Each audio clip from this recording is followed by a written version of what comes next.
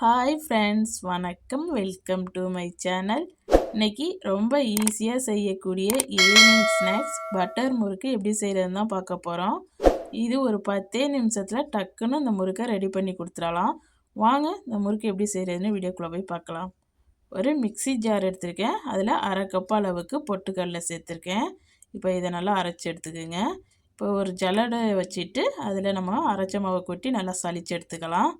இதில் கப்பி எதுவும் இருக்கும், அதனால் சலிச்சுட்டு அப்புறம் யூஸ் பண்ணுங்கள். இப்போ இது கூடவே அரை கப் அளவுக்கு கடலை மாவு சேர்த்துக்கிறேன். இப்போ இந்த கடலை மாவையும் சலிச்சு எடுத்துக்கலாம். இந்த மாதிரி சலிச்சுட்டு செய்கிறதுனால முறுக்கு செய்யும்போது வெடிக்காது, அதுக்கு தான் சலிக்கிறது. இப்போ இது கூடவே 2 கப் அளவுக்கு அரிசி மாவு சேர்த்துக்கிறேன். நான் கடையில் வாங்கின அரிசி மாவு தான் யூஸ் பண்ணியிருக்கேன். இப்போ இதுக்கு தேவையான அளவுக்கு உப்பு சேர்த்துக்குங்க. இப்போ 1 டீஸ்பூன் அளவுக்கு ஓமத்தை நல்லா கையில் வச்சு இப்படி தேய்ச்சிட்டு அப்புறம் சேர்த்துக்கங்க. அப்போ நல்லா வாசனையாக இருக்கும். 1 டீஸ்பூன் அளவுக்கு கருப்பு எள்ளு சேர்த்துக்கிறேன். 1 டீஸ்பூன் அளவுக்கு ஜீரகத்தை இந்த மாதிரி கையில் வச்சு நல்லா தேய்ச்சிட்டு அப்புறம் சேர்த்துக்குங்க. இப்போ 1/4 டீஸ்பூன் அளவுக்கு பெருங்காயத்தூள். இப்போ எல்லாத்தையும் சேர்த்த பிறகு நல்லா மாவை கலந்து கொடுத்துடலாம்.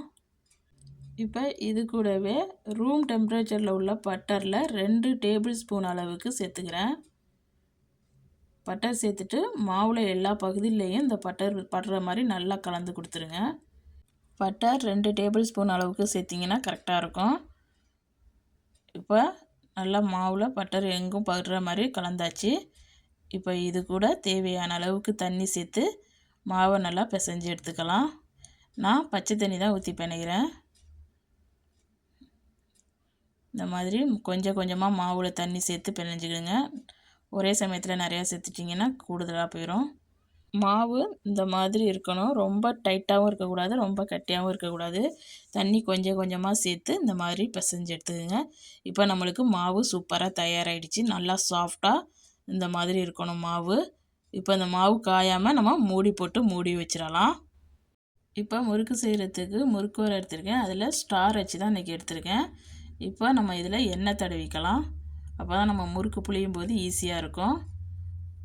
எண்ணெய் தடவிட்டு இந்த அச்சை உள்ற போட்டுட்டு இப்போ நம்ம மாவுலேருந்து கொஞ்சமாக மாவு எடுத்து நல்லா சிலிண்டர் ஷேப்பில் உருட்டிட்டு முறுக்கு உரலில் வச்சுக்கோங்க. இப்போ நம்மளுக்கு முறுக்கு உரலில் மாவு வச்சாச்சு. இப்போ நம்மளுக்கு ரெடி ஆகிடுச்சு மாவு.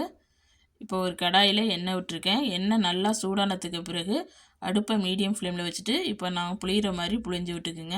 நீங்கள் கட் பண்ணி போட வேண்டியதில்லை. உங்களுக்கு தெரிஞ்சது மாதிரி சும்மா இப்படி புளிஞ்சு விடுங்க. நம்ம கடைசியில் உடச்சி எடுத்துக்கலாம். இது ரொம்ப ஈஸியாக இருக்கும். நம்ம கட் பண்ணி போடுறத விட இந்த மாதிரி மொத்தமாக புளிஞ்சு விட்டுட்டு நம்ம லாஸ்ட்டில் உடச்சி எடுத்துக்கிறது ரொம்ப ஈஸியாக இருக்கும். இந்த முறுக்கு செய்கிறதுக்கு ஒரு 10 நிமிஷம் போதும், ரொம்ப டைம் எடுக்காது. இப்போ ஒரு பக்கம் வேகட்டும். வெந்ததுக்கு பிறகு நம்ம திருப்பி போட்டுக்கலாம். பாருங்கள், ஒரு பக்கம் கொஞ்சம் வெந்துருச்சு. இப்போ 2 கரண்டி வச்சுட்டு இந்த மாதிரி திருப்பி போட்டுக்கோங்க. அப்போ ஈஸியாக இருக்கும். இப்போ இது நல்லா வெந்து நல்லா கலர் சேஞ்ச் ஆகி வரணும். இந்த சலசலப்பெல்லாம் எண்ணெயில் இருக்க சலசலப்பெல்லாம் அடங்குனுச்சுனா தான் நம்மளுக்கு வெந்துருச்சுன்னு அர்த்தம். இப்போ பார்த்திங்கன்னா எண்ணெயில் உள்ள சலசலப்பெல்லாம் அடங்கிருச்சு, நல்லா வெந்துருச்சு. இந்த பபிள்ஸ் வர்றதெல்லாம் நின்றுச்சு. இப்போ நம்ம வெளியில் எடுத்துடலாம். நம்மளுடைய ஈவினிங் ஸ்நாக்ஸ் பட்டர் முறுக்கு சூப்பராக ரெடி ஆகிடுச்சு.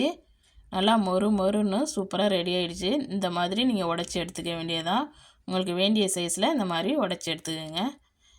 நம்ம டக்குன்னு 10 நிமிஷத்தில் இந்த முறுக்கை ரெடி பண்ணி கொடுத்துடலாம். ரொம்ப டேஸ்டியாக இருக்கும். இந்த வீடியோ உங்களுக்கு பிடிச்சிருந்துச்சுன்னா இந்த வீடியோக்கு ஒரு லைக் கொடுங்க. மறக்காமல் என் சேனலை சப்ஸ்கிரைப் பண்ணி வச்சுக்கோங்க. நீங்களும் உங்கள் வீட்டில் செஞ்சு பார்த்துட்டு எப்படி வந்துச்சுன்னு கமெண்டில் சொல்லுங்கள். இந்த வீடியோ பார்த்த அனைவருக்கும் நன்றி.